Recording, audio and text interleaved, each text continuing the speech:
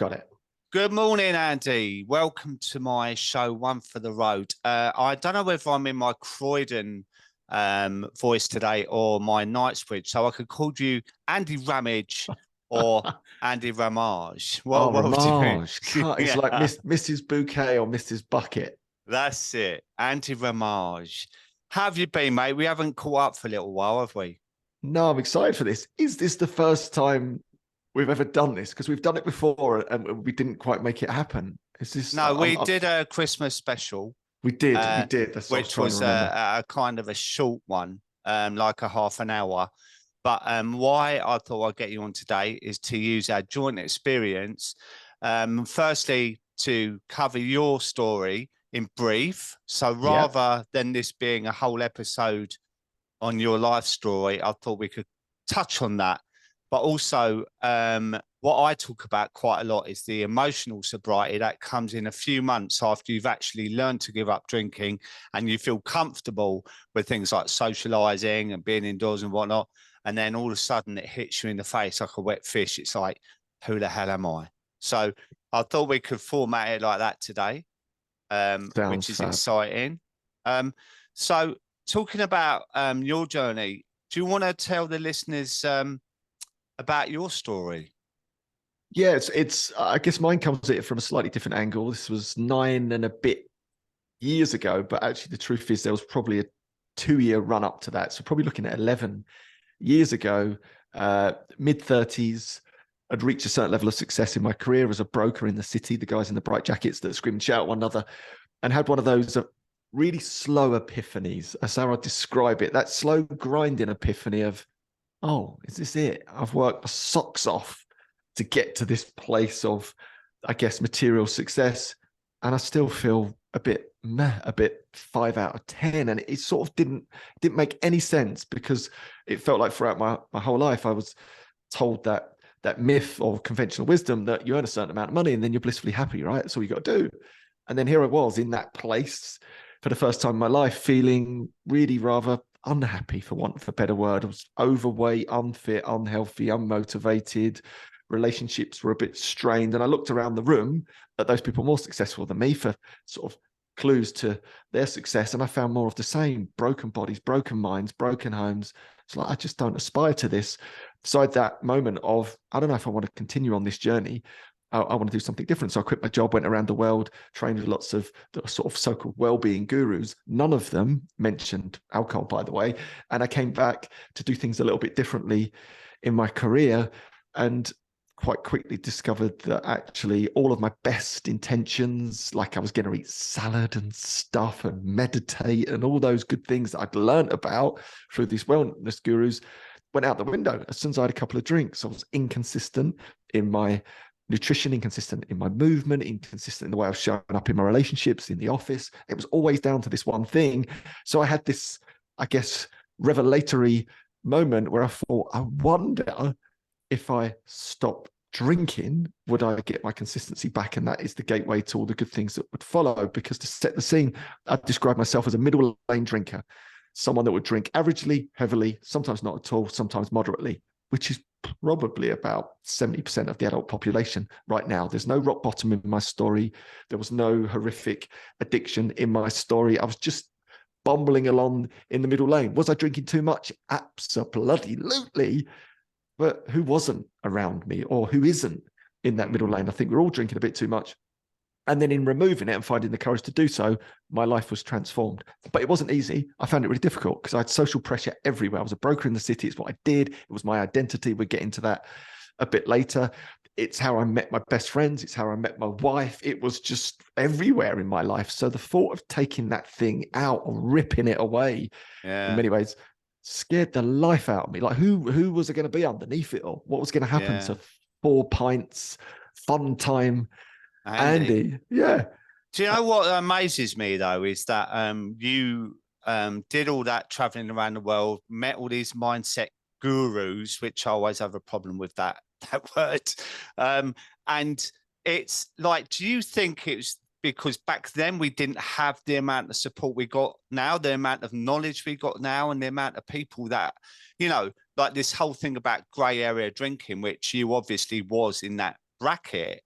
Was the support not there? You know, why did these so-called gurus not introduce that as part of the lifestyle change, do you think?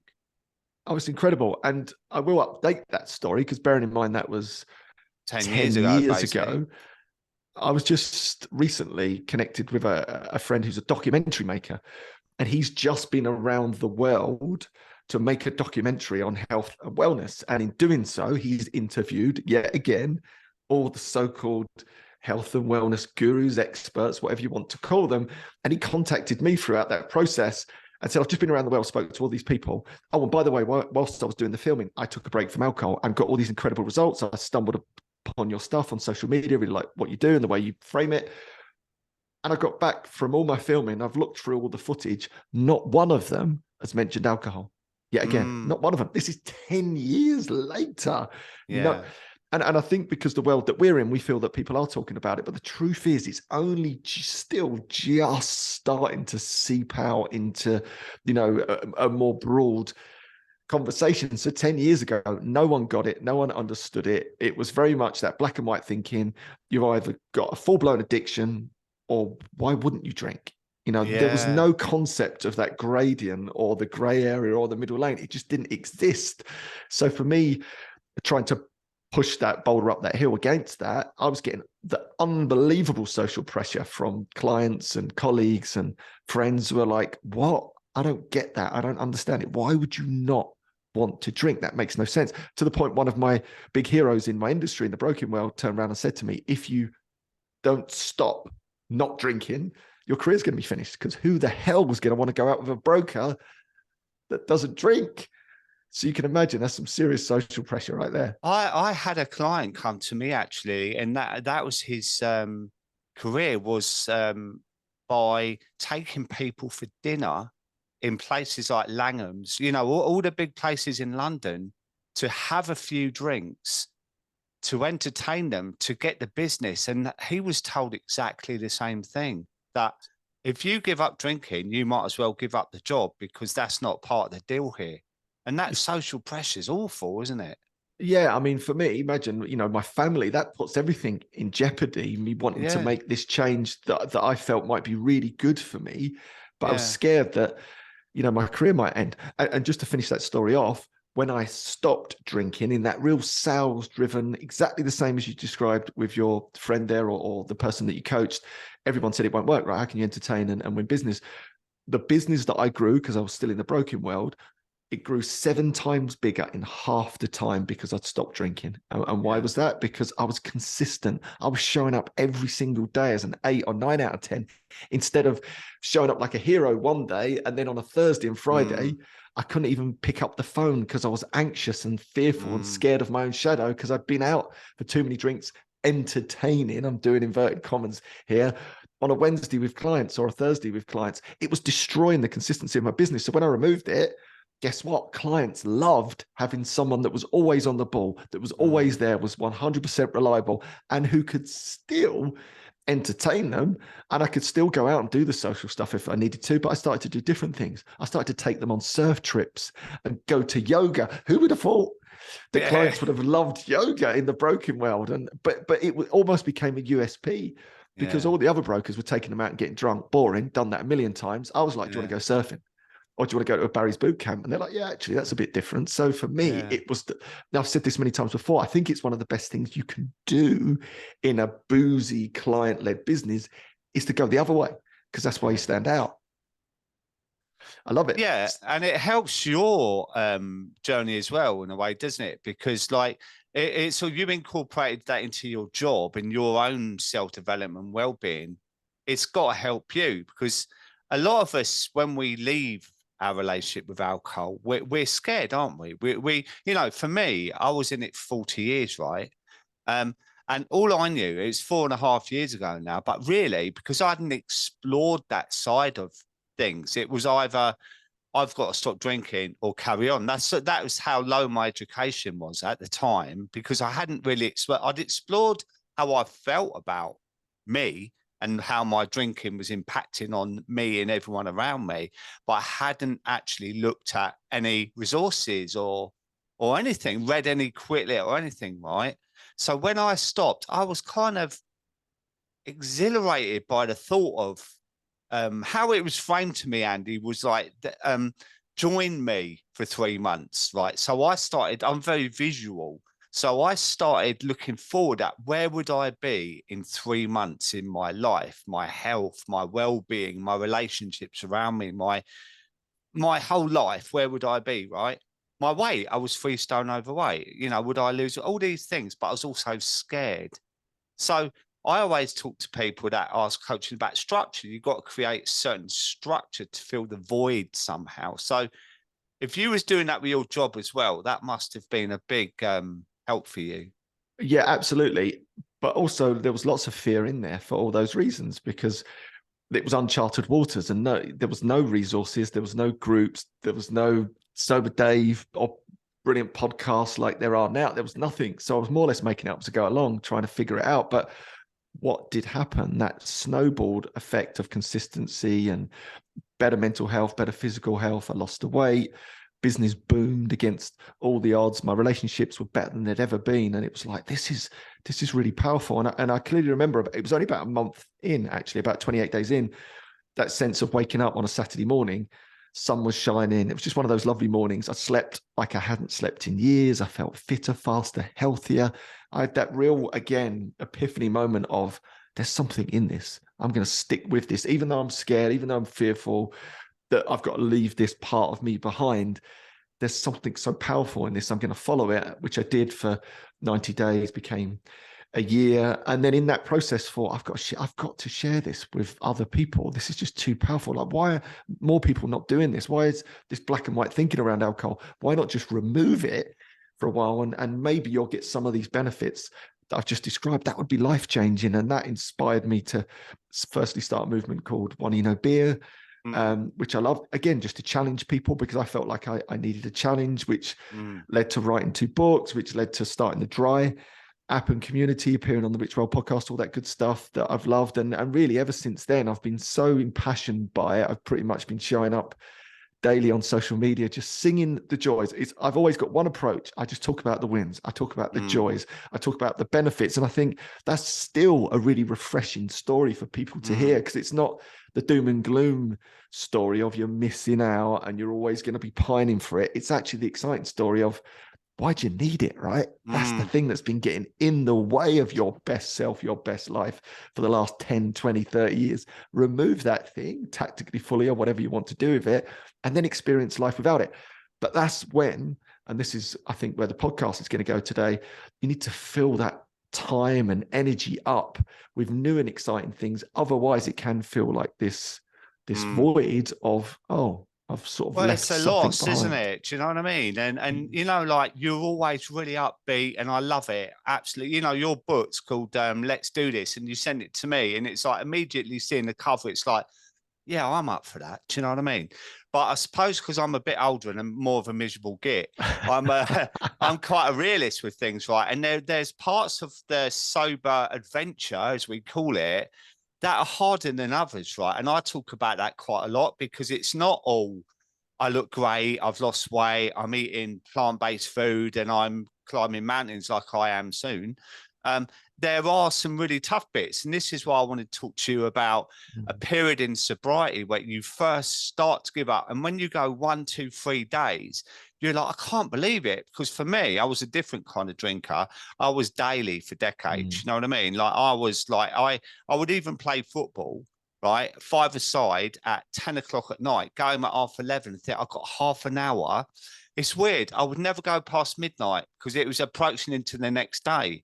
So I'd think, right, I'm not a morning drinker. It was a weird science thing that, so I got a drink in half an hour until midnight, and then I wouldn't drink past that. But I could drink half a bottle of vodka in half an hour just to get that hit or something, So for me to go 2, 3, 4 days, and then, oh my God, it's 2 weeks. And I quite often talk about building the house of cards. The more layers you build up, the more you don't want to kick them over, the more you're mindful of the window being open so it doesn't blow them over through the breeze and that, And then once I got to 3 months, I thought, bloody hell, this is amazing. I got to 6 months. It's like I started going out and I explored alcohol-free drinks.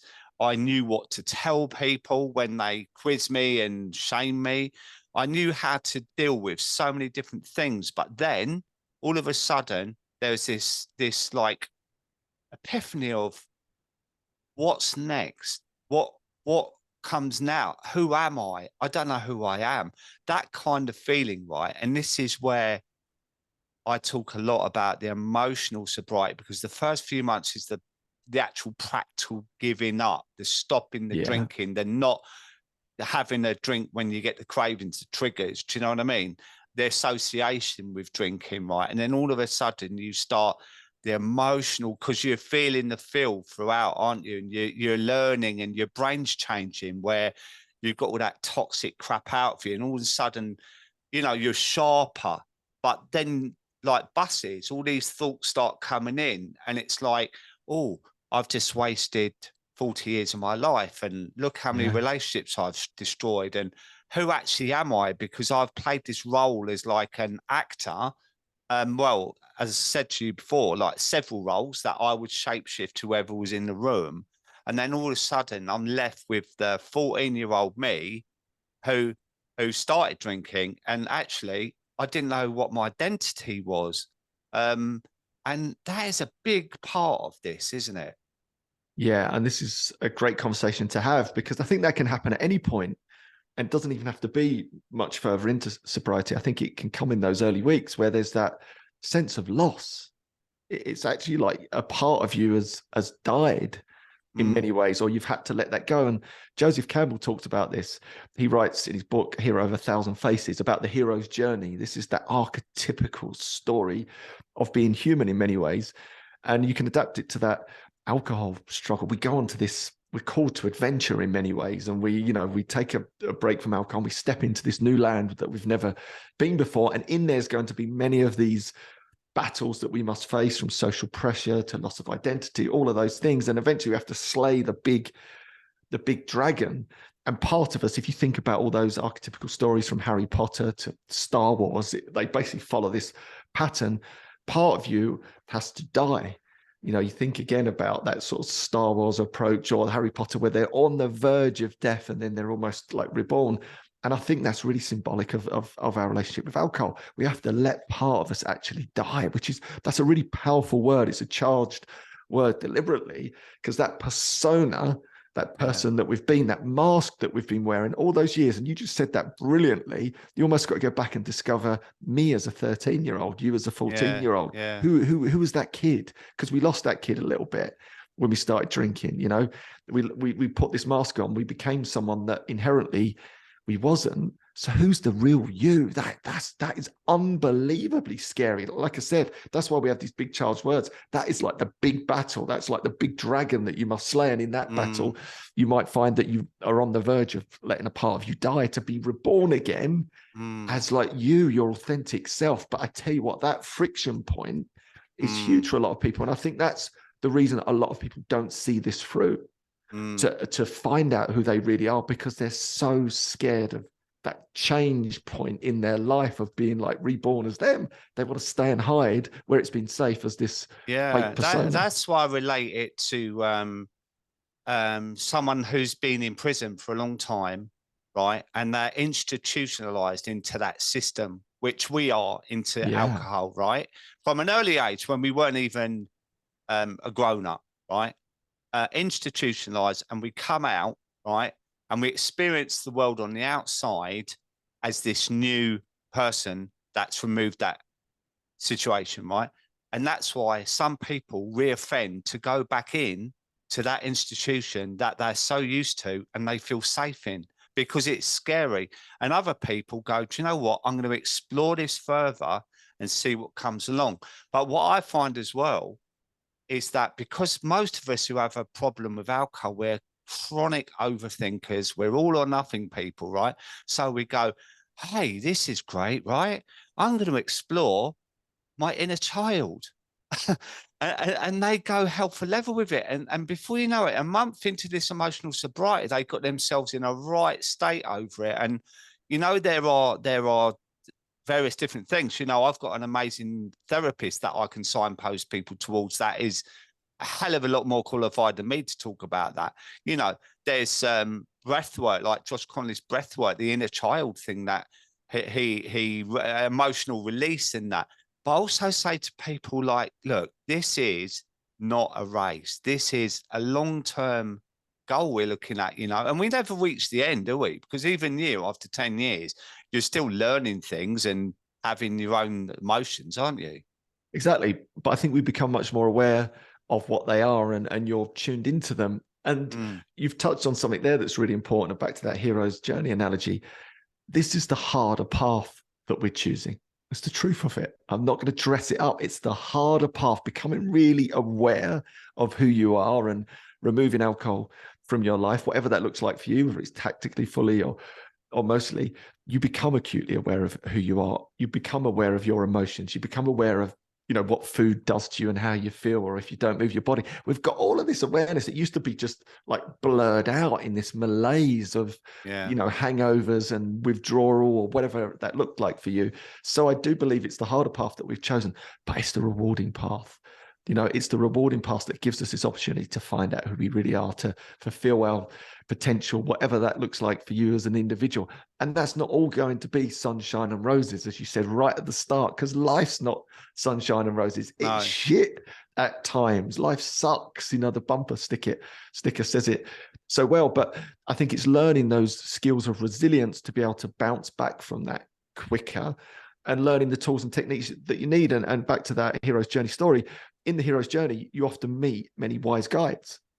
And along that journey, if you think about your Harry Potters and your Return of the Jedis and all that thing, there's those moments when they, you know, when the student is ready, the teacher appears. And I think that's part of the adventure of being sober, is listening to podcasts or reading books or doing the breath work, that actually start to build this resource, this library of tools and skills and techniques that make you more robust as a human, make you more resilient as a human. And then even though life will challenge you and it will throw in its curveballs, you come back stronger. There's something powerful about that I What love. I love about you, mate, is you always speak like this, and it's incredibly motivational, right? And I first heard you say adventure, and it was a whole different thing for me, because I got this thing about journey, you know, I don't know why. But anyway, the whole adventure works for me, right? So I always say it's like, if you and me went shopping, you'd have different tastes to me. You might go in the Nike store, I might go in another store and whatnot. We choose our own style, right? And it's the same with this journey or adventure of discovery, I call it, recovery or whatnot. But I struggle with that whole recovery thing, right? Because I'm someone that wants to move on from someone. I want to learn from my mistakes of the past.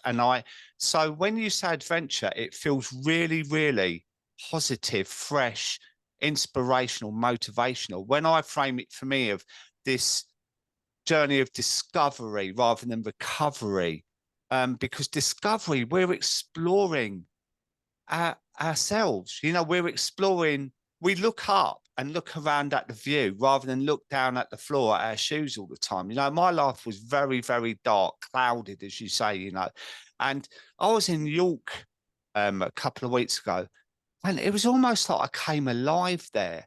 You know, like it's like you've done a TED talk called The Limitless Pill, right? And the way you described that was brilliant, you know. And it's almost like I took a pill that day, and it heightened my awareness to all the culture, all the people, the environment, the weather, everything was like heightened, you know. And this is what I say. That's after 4.5 years I had that experience. You know, it's like a Yeah. new level of sobriety for me. But the whole recovery thing, what's your take on that? Yeah, very similar to yours. This is my take on it. I believe our relationship with alcohol is our greatest gift, if we see it that way. Which, in the face of it, in the depths of it, in the thick of it, if someone's really in that place of rock bottomness, would think that's insane, right? This is the worst thing that's ever happened to me. But I actually don't believe that. I think it's the thing for all of us that's broken us out of that middle lane malaise, which so many people in life, look around you, are stuck, unfulfilled, unmotivated, mildly unhappy, drinking too much, whether they're in the middle lane or not. And we're actually given the opportunity to break free from that. And our relationship with alcohol has reached a point, for whatever reason, that we've had to pause and reflect. We've had to take it out of our life, or experiment taking it out of our life. And in doing so, expose our authentic self to the world. Yeah. Face life head on, all its trials and tribulations and struggles, learn a new skill set, debunk conventional wisdom, turn around and walk away from the mass of people that are all going one direction. The resilience that comes from that, the strength that comes from that, the power that comes from that is incredible. Like, I think it's our superpower.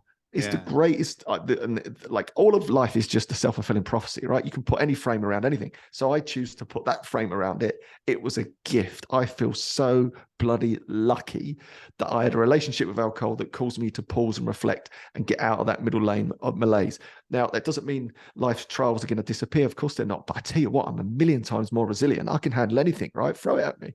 I'll deal with it. But when alcohol was in my life, I didn't know whether I had the strength to do it, or I needed to have a couple of drinks to face letting someone go from their job, or giving a speech at a wedding, or meeting people. I needed to turn to a drug to do that stuff. Was that me, or was it the drug? Now there's no question. It's me. I've got the courage. If I've got the courage to show up and meet a group of new people, even though I'm an introvert, and I find that really difficult, I walk away from that and I keep the resilience. I keep the confidence. That's why I think alcohol-free adventurers just come back into the world so much more resilient. It's a gift. So for me, the whole recovery thing, it's not about that. It's about the gateway to your best self. It's the gateway to finding out who you bloody really are underneath it all, getting comfortable with that, realizing that you are enough, and showing up in the world and doing your thing, whatever that looks like.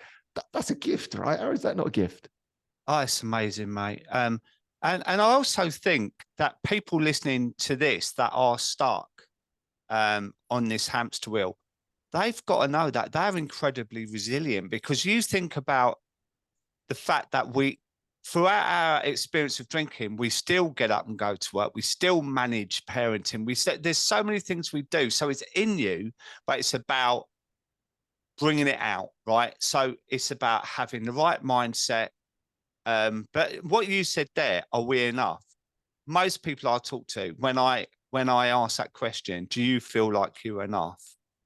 They cry. Because they're not asked that direct question, because they multitask around, they're people pleasers, and they're functioning, right? And that means doing the school run with a hangover, going to work with a hangover, all these things that we do when we're drinking. We're just about getting by, aren't we? And that's what I mean about the resilience. We still manage to do all these tasks in our life feeling like absolute shit, right? So there's a bit of encouragement there. But when you remove that drug out and you start to believe in yourself, I think that's a big thing. You've got to go into this with a positive mindset of saying, I can do this, rather than I think I'm going to fail. You've got to have that mindset of believing in yourself. And for a lot of people, that's a struggle, because for me, I thought I was a piece of shit. I really did. But it took the way it was framed to me to make me come at it from a different angle, and that worked for me.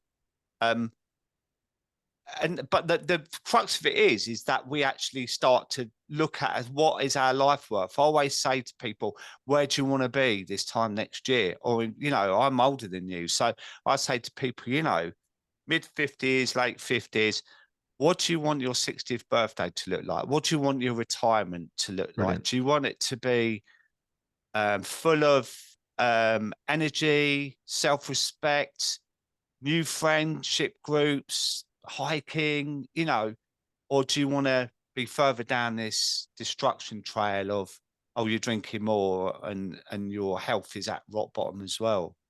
So true. And I think it is so courageous. I just want to honor everyone. That's why I call them heroes. And I'm cheer people on, because I think you are a hero. It takes so much courage when the mass, and I'm not talking just a few, probably almost everyone in your personal network, that's the truth of it, isn't it? Most people that come to this realization that they want to stop drinking or take a break or whatever it is, looks around their personal network, and probably everyone, almost without exception, in their personal network is doing that thing. So the courage that it takes, even at a human level, you think from an evolutionary standpoint, we are hardwired to follow the crowd, right? Safety in numbers. To have the courage to turn around and question that, to do something different, is so powerful. Joseph Campbell says this: the treasure you seek lies in the cave you most fear to tread. And I think there's a lot of truth in that for us.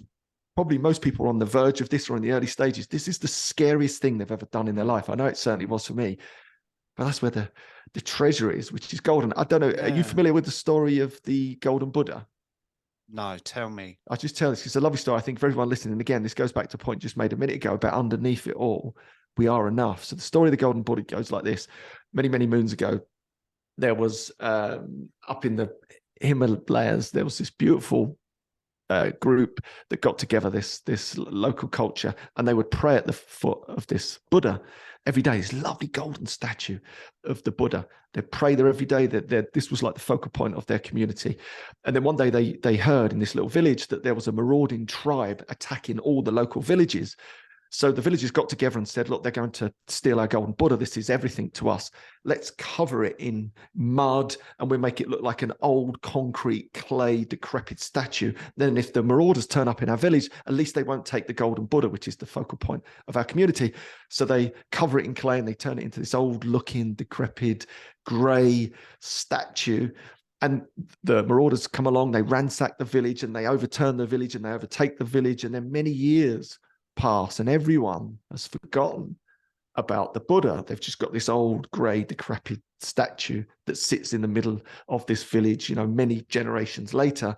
And then one day there's a young boy sitting at the foot of the old grey concrete Buddha, and a piece of the concrete effectively falls away, and he looks and he can see this shimmer of golden light, and he looks a little bit closer and he peels away a little bit more of the clay and the concrete to reveal the truth.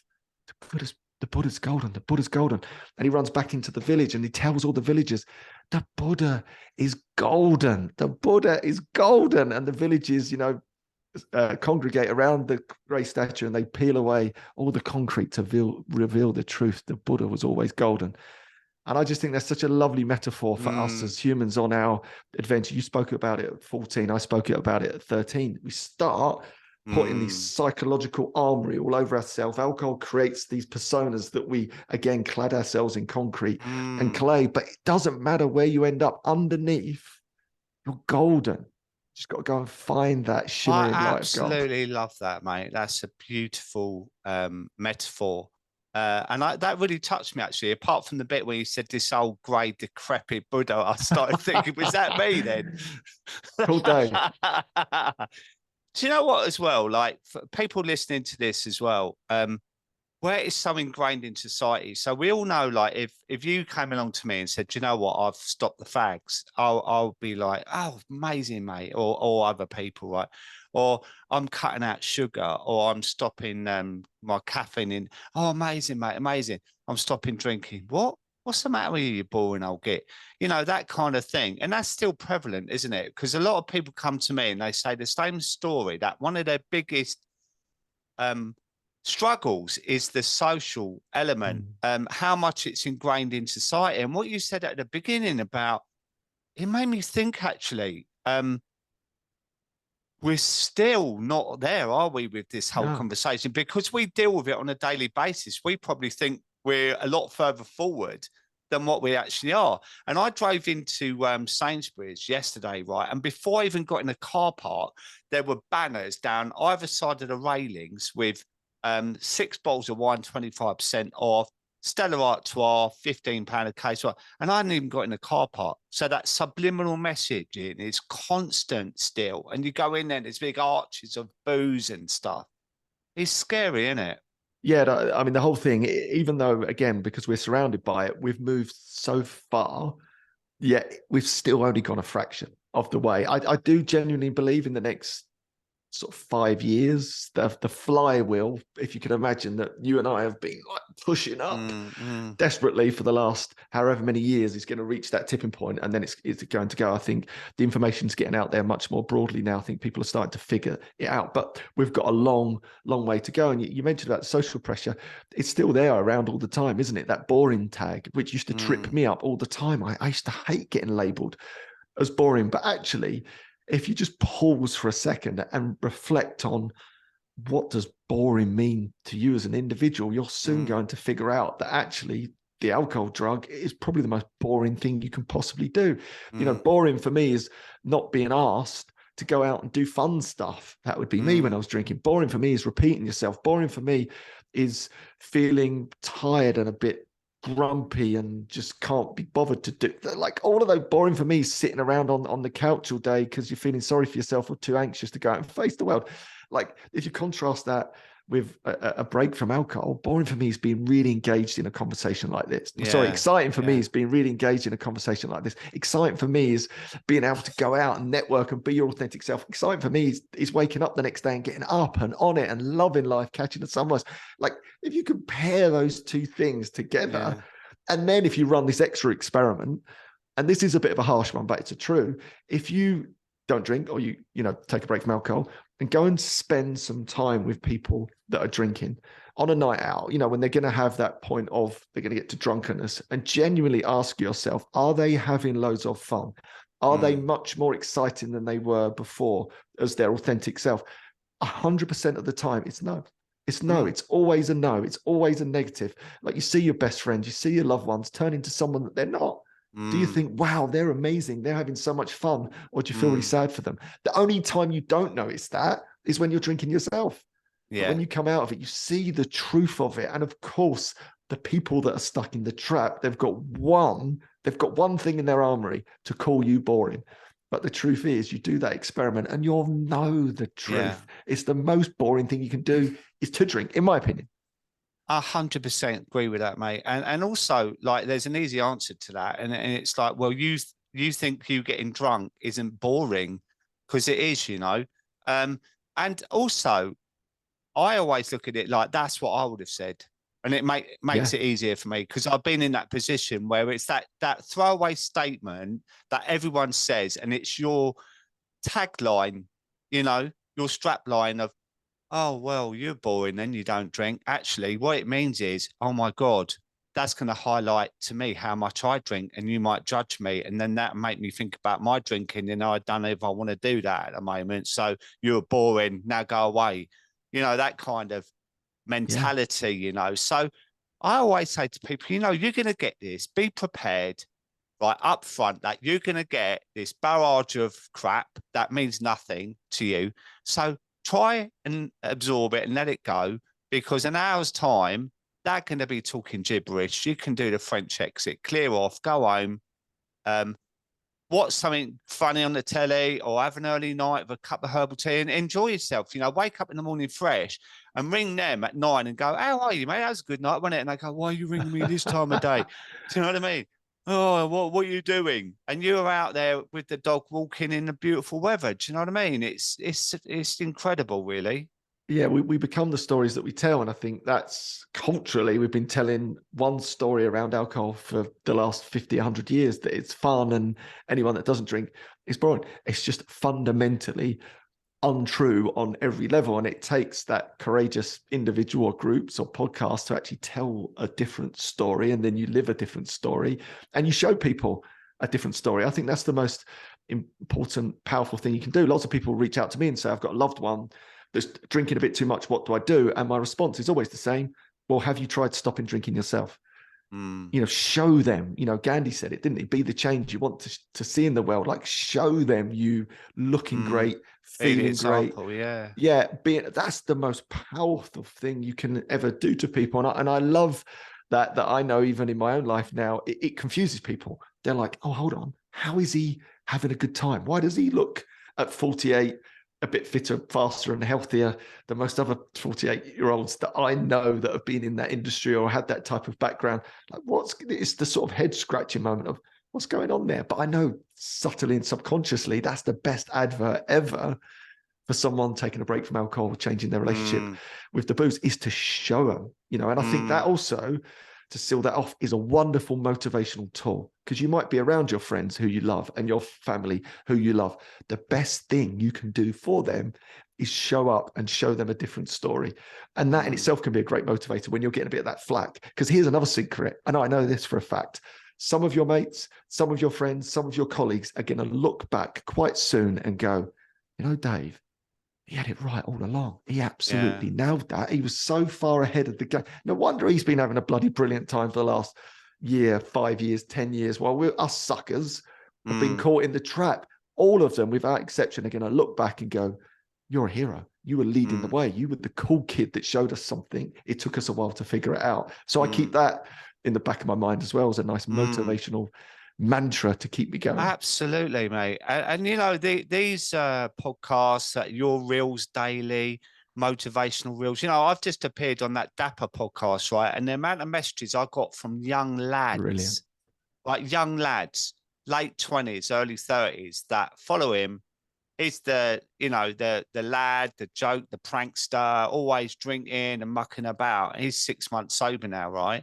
But the messages I've been getting is, Dave, mate, I'm really struggling with the booze. They always mention the booze because the drugs come after. I was never into that. I knew where I was with booze, even though on a litre of vodka, I knew exactly how I'd feel the next day. Like, it was a weird thing. And I used to check the bottle, and if I had an inch of vodka left in that litre, I'll go, actually, I'm going to be okay-ish today because I didn't do the litre.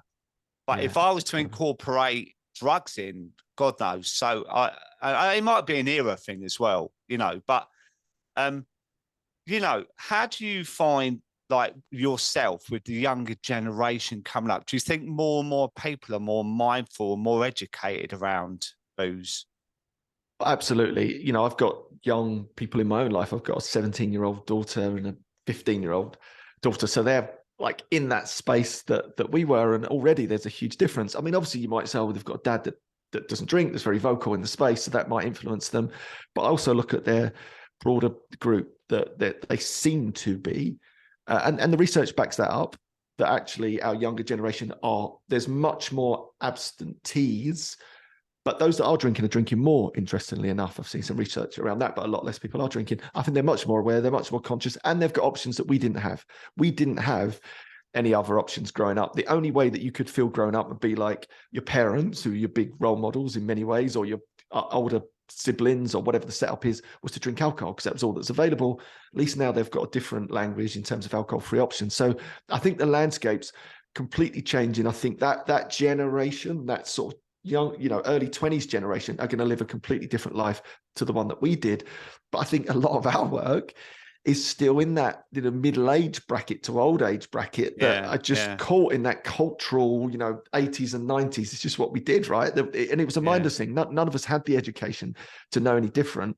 And I think that's why we've got a lot of work to do, because that yeah. massive, like, think how many hundreds of millions of people that is globally stuck in this trap, and it's been chipping away at their ambition, it's been chipping away at their fitness, it's been chipping away at their health for the last 20 years so subtly, most people in the middle lane don't even notice it. And back to that point I made right at the start, I think that's why our relationship with alcohol was a gift, because it woke us up to the fact that alcohol was getting in the way of our life. But I think too many middle lane drinkers, it's so subtle, they think that they're just a bit grumpy because that's life, right? They're middle age.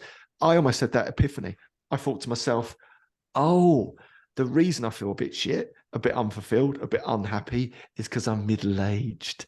Yeah, That's not how you're yeah, supposed to yeah, feel. Middle age, old age, you're meant to feel, of course, life's ups and downs, but you're meant to feel good about who you are, and healthy and vibrant and excited. And if those things are missing, that awareness gives you the opportunity. And maybe we can segue into that, because I think that's a really important part of the longer alcohol-free adventure, is to develop yourself, start to fill that time and energy with something that feels really exciting and really vibrant.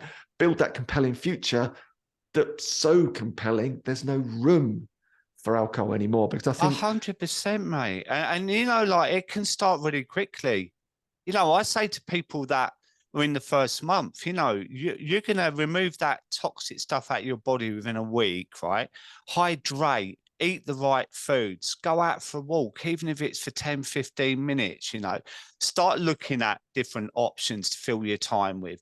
Go to bed early, right? So the rewards can happen quite quickly. It's not like, oh my God, you've got to have 6 months in solitary confinement and you're going to be having seizures and shaking. Like most people I work with are grey area drinkers. Most people are women of a certain age, 35 to 50. There's a bracket there. And they say, oh my God, this middle lane, as you call it, this grey area drinking thing is a revelation to me, because I used to Google, am I an alcoholic? So this space in between the take it or leave it to the rock bottom drinkers is huge now. And the more we talk about it, the better it makes it feel for people, because they think, I fit in that criteria and I actually feel there's an option here to get myself out of it. It's such a big thing now. Yeah, and that's really important for me in my messaging, and you're doing it great as well, because then everyone's got to listen, right? Because the old stories around alcohol were the classic rock bottom stories, Phoenix from the Flames, which are brilliant stories and important stories, but people can switch off. So back to my daughter, right? They had someone come into the school recently and talk to them all. But the description that he built around alcohol was that he had this huge problem, this massive rock bottom. And as my daughter said, everyone in the audience switched off, because everyone in the audience went, well, that's not me. Why do I need to listen to this? Right? I'm bloody 17 years old. Why am I listening to someone tell me about a rock bottom moment in their life? And then they came out the other side. She said the whole audience was lost. And for me, I was frustrated, because I was like, that was a brilliant opportunity to tell a totally different story. One of moderate drinking, middle lane drinking, which they're all probably, or many of them would already be experimenting with. So even those young children can hear their story and your story, and then no one can wiggle out of it. And I think that's what's really important about this whole middle lane, because then people listen to this and go, oh, hold on, that's me, because I drink moderately, sometimes averagely, sometimes heavily, sometimes not. Oh, actually, I'll better listen to what this podcast is all about, or this, Instagram's about, or Facebook Live's about, or this book's about. I need to read this because, oh, that's actually me. And that's the conversation that never happened before. It was too easy for people to wiggle out and go, well, I'm not an addict. I don't have to listen to this. I remember really early on, I did a radio interview with a guy called, I can't think of his name, over in Ireland. It was their big radio show. It come to me in a second. And I spoke to him about this whole one, beer thing at the time, or this dry adventure in many ways. And actually through that process, I had to constantly fight against him to say I didn't have a problem. This is not an addiction thing. This is a middle lane thing.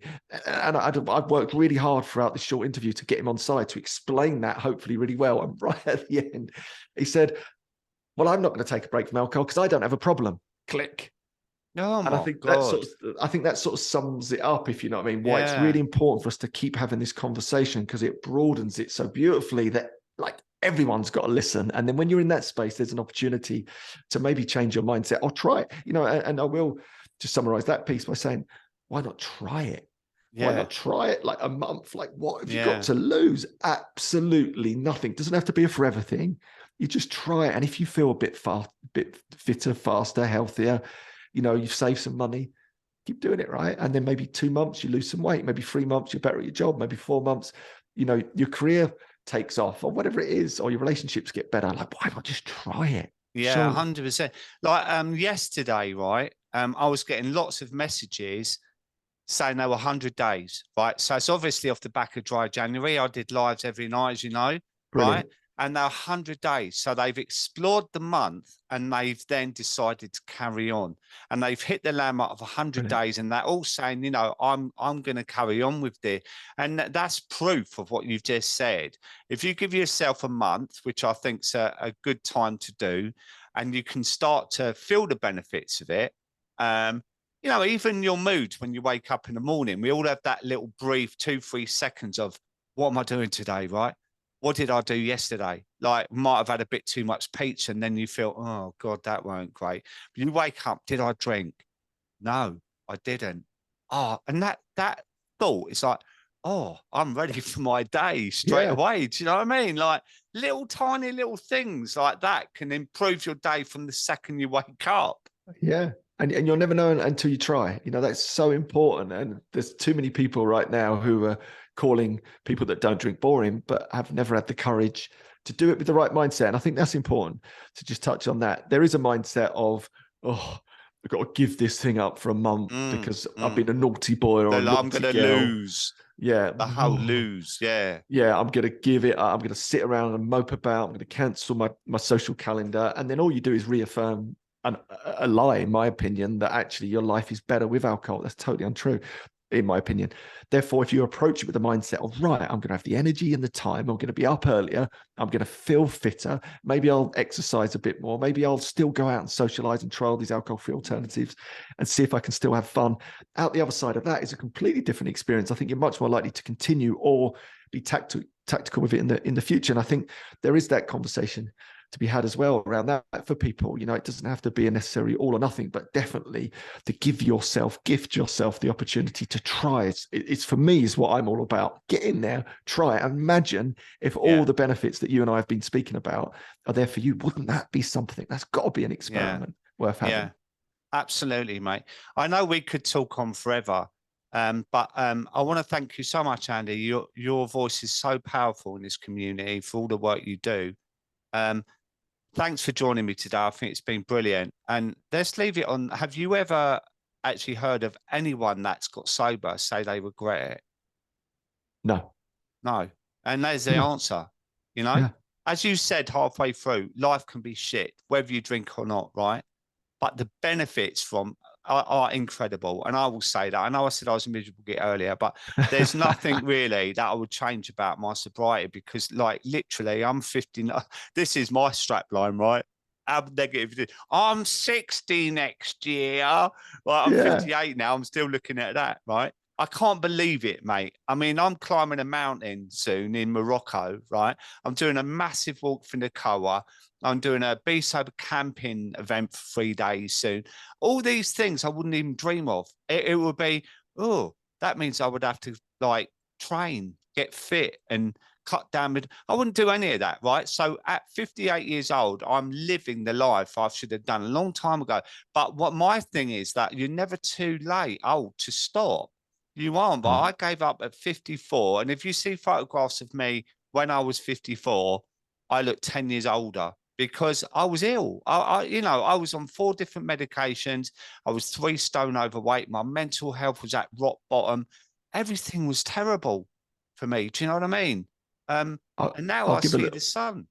I'll give a little example of that. A friend of mine's mum, who's a lovely lady, was in her late 70s and in truth, unbelievably unhealthy, you know, on various medication, drinking far too much. And in truth, her body was breaking down, her mind was breaking down. She was on a one-way ticket, right? A year or 2 or 3, you could see it, you know, and you can see it in someone, the writing was on the wall. She stopped drinking. So late 70s, moving into her 80s now. It is incredible. She looks like a different woman. Her skin's come back again. She's fresh again. She's given, you can see, you know, you can see it. I don't need the medical profession to tell me that she's Mm, probably just given herself another 10 years of mm, vibrant life. Late 70s into her 80s has just changed the game completely. One thing and one thing only: stopped drinking alcohol. yeah, It yeah, changed everything. You know, it's never too late. And for you and for me, we're just warming up, right? I think I'm just bloody getting going. I'm just getting yeah. started. That's again why this is such a gift. Yeah. And do you know what? That's so encouraging for people to hear that. You know, women in her 70s, you know, like people, it is a thing, especially for men. I find they go, well, I've been doing it all my life now. Why give up now? Attitude, you know, and it's, well, if that's how you want to live your life, that's your choice. But there is another way, right? And once you see it, like we see it, you can't unsee it, can you? And this is why I don't ever want to go back there because why would I? It's that thing of the prison analogy, right? I don't want to go back to Mr. Big in the prison, standing there. I don't, I don't want it. Life is so much more fulfilling for me on every single level possible. I do not and will not go back to that shite. I can tell you. So I just want people to hear that and see how powerfully you speak and all the work you're doing and the community is like there is another choice in life. And by giving yourself a month or so to explore that is all it takes. Do it with a positive mindset, embrace it. As you say, don't look at it as like, oh, what am I losing? Look at it as, what am I gaining? What could I potentially gain by the end of the month is the goal, the golden Buddha. Do you know what I mean? And Yeah. God, I feel inspired myself, mate. This has been a brilliant Cheered you up. interview. I always love talking to you, mate. So again, thank you so much for joining me. And let's catch up soon, mate. And we'll have a nice cup of tea. We'll have a nice cup of tea. Thanks, Dave. Keep up the great work, my man. I'm loving Thank you, the Andy. podcast. Good lad. See you soon, mate. See ya.